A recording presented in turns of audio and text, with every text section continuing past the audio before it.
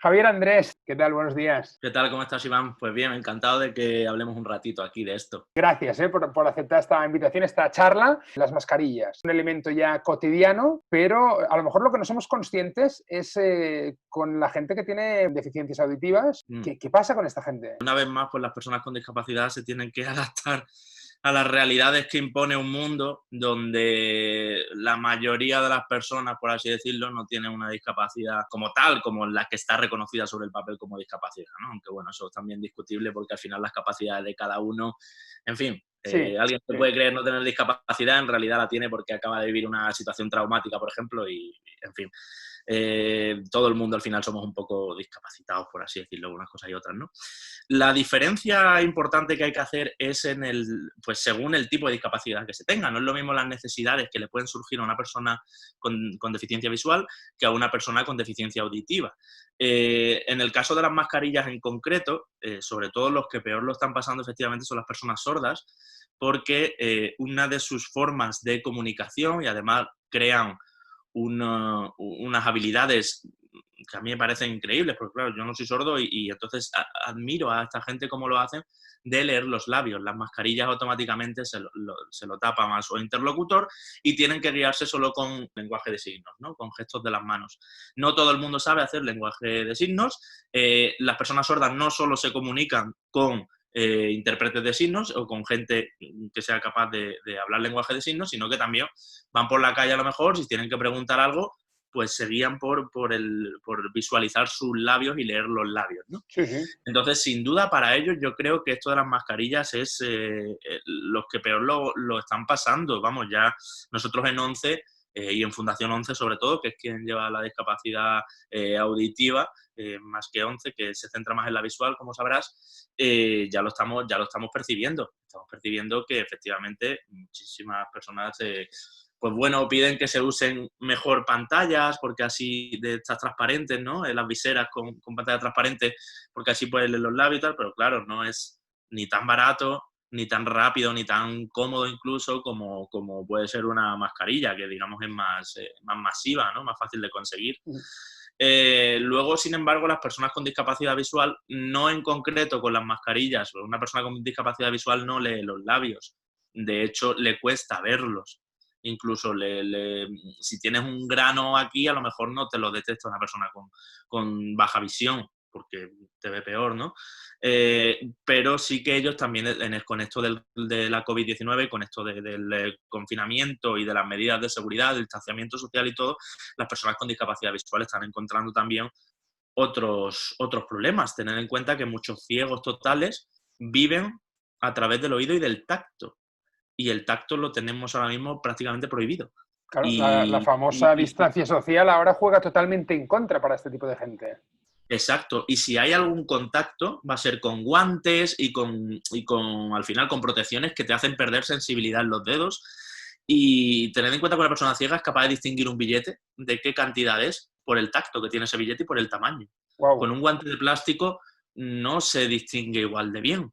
O una moneda, ellos tocan el relieve, las personas ciegas, y ven si ahí pone un 50 céntimos o un 20 céntimos. Con un guante no es tan fácil, y menos un guante de goma y absolutamente protector, ¿no? Entonces, claro, el dinero en efectivo, nosotros, por ejemplo, en ONCE, pensad en los vendedores de cupón. Hay casi 20.000 vendedores en toda España y manejan efectivo, porque al final cuando tú compras un cupón no pagas con tarjeta, pagas con la moneda de 2 euros y ya está.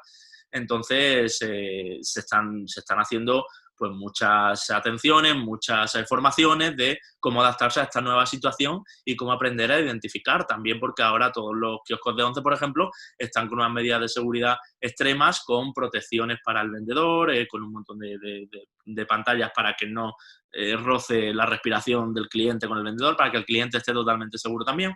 O sea, imagínate cómo ha cambiado todo sin duda.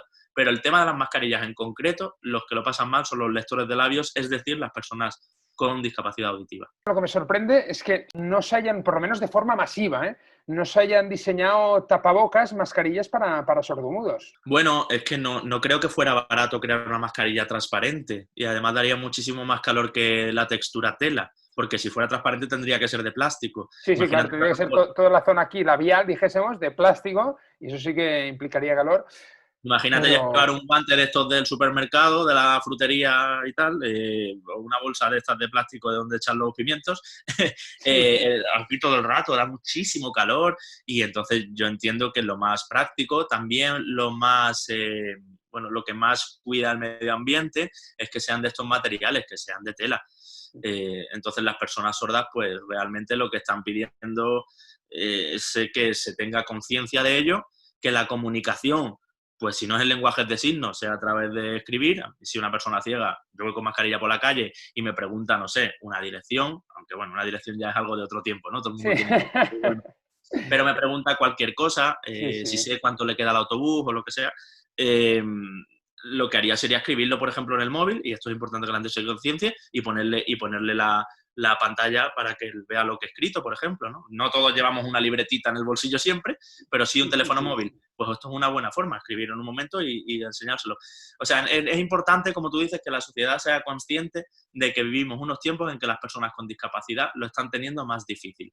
Que no pasa nada, porque las personas con discapacidad, por suerte, en su mayoría, están acostumbrados a adaptarse a una sociedad que no siempre ha mirado por ellos, ¿no? Total, total. Cada vez por suerte más, pero la gente en silla de ruedas sabe que le ha tocado, que Sí, no sí, todos sí. los edificios tengan una rampa de acceso y que las escaleras siguen existiendo y todo esto. Pues las personas sordas igual saben que, bueno, que van a tener que adaptarse y así estamos trabajando desde las instituciones que trabajamos con discapacidad para que lleven la vida de la mejor manera posible y aprendan sobre todo. Desde luego son tiempos curiosos que nadie se esperaba y luego también se suma eso, que ha llegado todo tan de repente, ha sido tan rápido que no podemos decir desde mi punto de vista se podía haber hecho mejor, se podía No, no, no, haber... no, Willy. Es No. que Ha así, venido como ha venido y ha venido totalmente de sorpresa y de golpe para todos. Y sobre el concepto este de la mascarilla, claro, ya no incluso con la persona que tenga una deficiencia visual, auditiva en este caso, ¿no? Incluso en todo el entorno. Claro, estamos hablando de amigos, estamos hablando de familia, estamos hablando del trabajo. Claro, que una persona a lo mejor va a trabajar con esos problemas y se encuentra con compañeros, ya de por sí ya tiene esa dificultad, entonces trabajar con gente que todo el mundo lleve mascarillas todavía dificulta muchísimo más eso, claro. claro, y es más, aunque no tengan ninguna discapacidad, ni visual, ni auditiva, ni nada, lógicamente la mascarilla nos está quitando lenguaje verbal. En el momento en que te tapas media cara, tu gesto no es tan expresivo como cuando estás con toda la cara al descubierto, ¿no? Entonces, esto pasa como cuando hablas con alguien con gafas de sol muy oscuras, que no sabes dónde está mirando, Sí, o sí, si sí. está medio sonriendo o qué, porque no le ven los ojos, pues la mascarilla peor porque le tapa muchísima cara, media en concreto. Entonces, sí, efectivamente, vivimos unos tiempos en que hay que ser más explícito con palabras de lo que hasta ahora éramos. Esto se produce incluso en situaciones de gente que se está conociendo, gente que está ligando y no sabes exactamente porque tiene una mascarilla que le tapa media cara cuál está siendo su lenguaje no verbal, ¿no? Sí, sí, sí, sí. De cómo te está percibiendo o qué señales sin darse cuenta te está mandando, pero que tú querrías leer y por la mascarilla no puedes leer. Sí, es una situación, pues bueno, que en países asiáticos, por ejemplo, que son más obsesivos con el uso de las mascarillas para evitar enfermedades y tal, están más acostumbrados, pero que en países con este clima, como en España, o países latinos, o lo que llamamos de la Europa del Sur y tal, que también somos muy afectuosos y enseguida nos encanta dar dos besos y todo esto, es una situación absolutamente desconocida, histórica y además que en el mundo de la discapacidad se agudiza muchísimo, efectivamente. Bueno, la importancia, tal como decías tú también, ¿no? Del lenguaje no verbal. En este caso, el hecho, por ejemplo, de poder sonreír con la mascarilla puesta, yo creo que por los ojos también, que no olvidemos también estas cosas, ¿no? Que el hecho de poder ser como muy amable a veces con gestos también ayuda a eso. Claro, claro, efectivamente. Eso es lo que yo desde 11 es lo que pediría, que se haga un trabajo gestual con otras cosas, con los brazos, bueno, pues con el movimiento de cuerpo un poco, porque es una forma de ser más expresivo y también, no los ciegos totales, pero la gente con discapacidad visual que tiene un mínimo de visión, un mínimo de Claro. agudeza visual, cuando nos comportamos de manera con movimiento corporal entero, completo, o con movimiento de cabeza entero, eso lo percibe mejor una persona con discapacidad visual, ya te digo, un ciego total no, claro, pero una persona con discapacidad visual sí, y de hecho así se enseña, por ejemplo, en 11 tenemos lo que llamamos los tiflotécnicos, ¿no? Que son personas que asisten a personas ciegas o con discapacidad visual y le enseñan cómo utilizar aparatos de tecnología y demás, ¿no? Pues ellos, a la hora de expresarse con el afiliado a ONCE, con la persona con discapacidad visual, saben perfectamente que no pueden decirle pincha aquí, sino que tienen que decirle pincha arriba a la izquierda, al lado de donde está lo rojo. Tienen que dar señales muy visuales y también su comportamiento tiene que ser absolutamente exponiéndose mucho, porque no vale con simplemente guiñar un ojo, por ejemplo. Guiñar un ojo es un gesto que las personas con discapacidad visual no tienen por qué ver. Y guiñar un ojo se usa muchas veces para expresar complicidad o para ligar, como decíamos. O sea, que es una realidad absolutamente distinta. Y bueno, pues lo bueno es que las personas con discapacidad están acostumbradas a tener que adaptarse, que luchar, que configurarse las cosas para hacérselas cómodas a sí mismos, pero tampoco luchar en sentido negativo, simplemente pues, un mundo en que, bueno, les ha tocado pertenecer a una minoría que por desgracia no se mira tanto como nos gustaría. Por suerte está cambiando esto. Sí que es verdad que, bueno, yo también estoy muy contento de trabajar en ONCE precisamente porque veo lo importante que es esta labor para todo este colectivo que es más grande de lo que mucha gente piensa, ¿eh? También es otra cosa que me he dado cuenta yo al trabajar aquí. Hay en torno a 1 millón de personas con deficiencias visual-auditivas. Es mucha gente, ¿eh? En España. Sí, bueno, España, claro. En el mundo hay 285 millones de personas ciegas. ¡Wow! Es una barbaridad, claro, efectivamente. Entonces, ya te digo, no es un colectivo minoritario, no es una enfermedad rara. Ciegas o considerados ciegos legales, ¿no? Que, bueno, ciegos legales con una discapacidad visual tan alta que no pueden hacer cosas que para nosotros son cotidianas, ¿no? Como, por ejemplo, cocinar tranquilamente o conducir.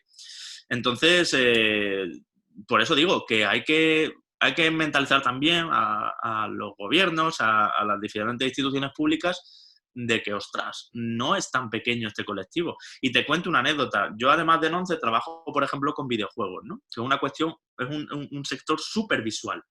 Pues ya cada vez más las compañías que hacen videojuegos se están dando cuenta de que hay un público muy grande, mucho más grande de lo que creían, que no necesariamente ve bien. Y los juegos hoy en día te puedes configurar el tamaño de los textos, te puedes configurar que si es un juego de disparos, pues el apuntado sea un poco automático para que puedas disfrutarlo sin necesidad de estar haciendo ahí agudeza visual de aquello es un enemigo o un arbusto.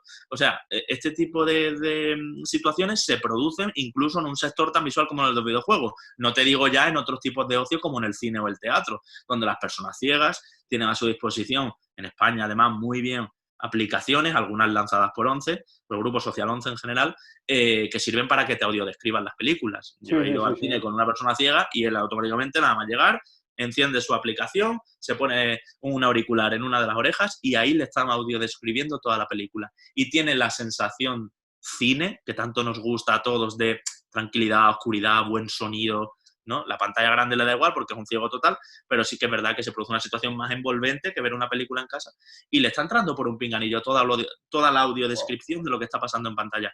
En España tenemos suerte de ser uno de los países que mejor se... digamos que mejor se puede llevar ser discapacitado, iba a decir, pero no. En España es un honor tener discapacidad porque es un país que está haciendo muchísimo por ello y el Grupo Social ONCE, ya te digo, me siento orgulloso de trabajar ahí porque una vez desde dentro ves realmente la cantidad de guerras individuales de todos los sectores, desde tecnología hasta escuelas, hasta niños, hasta atención a mayores, en fin, sean lo que sea, deporte, sean lo que sea, ser una persona con discapacidad es muy integrador en este país, está muy bien integrado y la inclusión se tiene mucho en cuenta frente a otros países vecinos incluso. En Francia, yo diría, no está tan bien la cosa, por ejemplo. Es sensacional, por eso lo que acabas de contar, ¿eh? Es increíble. Sí, y además que es una cosa que yo no sabía hasta que empecé a trabajar aquí. Yo no llevo mucho en ONCE, solo 1 año y medio aproximadamente, y desde dentro lo ves. Esto es gracias a que ha habido diferentes legislaciones que han ayudado a ello, por supuesto, pero también, yo creo, a la labor imparable de Grupo Social ONCE y de otros organismos y de otras ONGs y de otros colectivos, por ejemplo, Plena Inclusión para todo el tema de discapacidad intelectual. O sea, hay un montón de organismos que trabajamos por ello y además no hay roces ni enemistades ni politiqueo que hay en otros países, porque a veces en otros países hay dos organizaciones que llevan la sordoceguera y están enfrentadas entre sí porque una es de un color político y otra de otro. Aquí, ¡Ay, la famosa política y los intereses! Por suerte aquí todavía eso no está salpicando, quizá un poquitín, algunos roces tal, pero no está salpicando de manera sensible, de manera que debamos destacar. Incluso con las personas ciegas, nosotros en ONCE trabajamos mucho en enseñarle a la gente cómo tratarlas, cómo tocarlas, cómo explicarles. Ahora, de hecho, en el propio Grupo Social 11 hemos sacado diferentes guías de consejos de cómo tratar a las personas con diferentes discapacidades. Si te las encuentras por la calle o lo que sea, son guías muy directas, muy prácticas. No, de nuevo, no es un tocho, es una cosa muy visual con 10 consejitos, un decálogo. Porque esta situación es distinta. Ya no puedes tocarle la mano a un ciego directamente o engancharlo del brazo y cruzarle un paso de cebra, que es algo que está mal directamente, Claro, sí. sino que, bueno, ahora hay que comportarse de otra manera, darle instrucciones orales, sin acercarse demasiado para su seguridad y para la tuya. En fin, sí que nos estamos adaptando y, bueno, intentamos seguir trabajando a toda velocidad para tener toda la información absolutamente al día. Tú vienes del mundo del periodismo, has estado 11 años, 7 años especializado un poquito en eso, ¿no? En lo que comentabas, en tecnología, entretenimiento, en videojuegos. Claro, el videojuego como elemento educacional integrador, yo creo que estamos ante una oportunidad, ¿no? También ahora. Estamos ante una oportunidad tremenda. Además, es otro de los aspectos que las compañías que hacen videojuegos y que los venden saben que tienen ahí otro mercado también. Hay títulos que se conciben directamente de forma educativa, esto lo hemos vivido de siempre, todos teníamos de pequeños algún juego de ordenador que era como educativo para aprender a leer o a escribir a máquina, esto siempre ha sido así, pero también juegos comerciales y muy, muy de éxito como Minecraft o Assassin's Creed, juegos que en su naturaleza tienen, pues bueno, una experiencia de juego donde la violencia está ahí un poco, aunque sea un poco violencia cartoon, como en el caso de Minecraft, que puede ser para niños perfectamente, una violencia de dibujitos animados, tienen una vertiente para colocarse en las aulas y enseñar, como ningún otro formato puede enseñar, determinados sitios. Por ejemplo, la saga Assassin's Creed está siempre, cada uno de sus juegos, ambientado en un momento histórico importante, en la Revolución Francesa, en el Antiguo Egipto, en la Antigua Grecia. Y lo que ahora sale uno que está ambientado en toda la colonización vikinga en Gran Bretaña, y esos momentos vividos en un videojuego interactivo, poder recorrer la París de la Revolución Francesa en plena revolución, meterte en Notre Dame y todo eso, es algo que no se puede hacer de otra manera que como lo hace un videojuego. Y eso para, por ejemplo, alguien que está estudiando historia del arte, es una gozada poder entrar en la Bastilla, en el día exacto en que se disparó la Revolución Francesa y ver cómo fue desde dentro los acontecimientos, cómo lo refleja el videojuego. Entonces, eso a nivel didáctico, a nivel educativo, sin duda, tiene muchísimo potencial y cada vez más, como te digo, las compañías son conscientes de ello y están haciendo que sus juegos tengan una vertiente sin violencia, sin partidas, sin reintentar, todo eso se quita fuera y simplemente se aplica pues bueno, las capacidades que tiene el juego de enseñar química, historia, física, incluso literatura. O sea que creo que vivimos un buen momento también y es esperanzador.